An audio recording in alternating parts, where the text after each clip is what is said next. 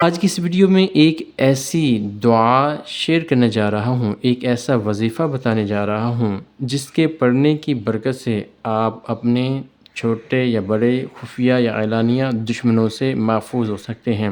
بسم اللہ الرحمن الرحیم۔ ناظرین کرام، معاشرے میں رہتے ہوئے بعض لوگوں کو ہماری کامیابی، خوشی یا ترقی اچھی نہیں لگتی۔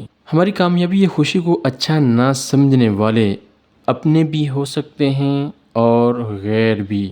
جیسے ہم کہیں جاب کرتے ہوں تو وہاں ہمارے کولیگز کو ہماری ترقی، کامیابی یا خوشی اچھی نہ لگے، یا ہماری فیملی میں سے بھی کوئی ایسا ہو سکتا ہے۔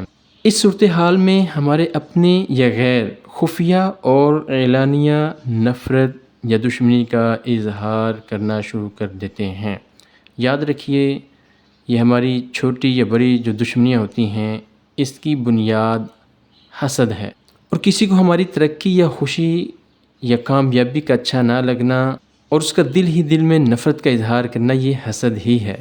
اور عام طور پر یہ حسد، یہ چھوٹے لیول پر نفرت، یہ خفیہ نفرت یا دشمنی بعض دفعہ ایک بہت بڑی دشمنی میں بدل جاتی ہے۔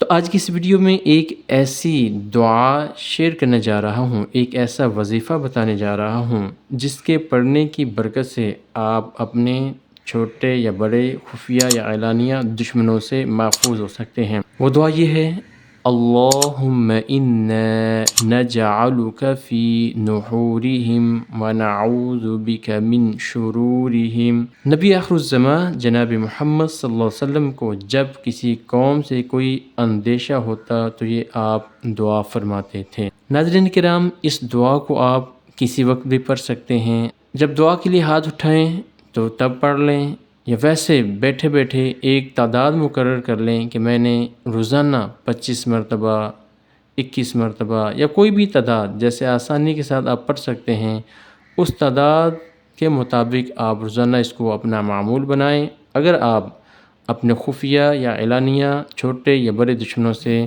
اپنے آپ کو محفوظ رکھنا چاہتے ہیں، اللہ تعالی ہمیں حاسدین کے حسد سے، شریروں کے شر سے، دشمنوں کی دشمنی سے اللہ تعالی ہمیں محفوظ فرمائے۔ اس ویڈیو کو صدقہ جاریہ کے طور پر آگے شیئر کیجئے۔ اگر آپ نے ہمارا چینل سبسکرائب نہیں کیا تو سبسکرائب کر دیجئے۔ جزاکم اللہ خیرا۔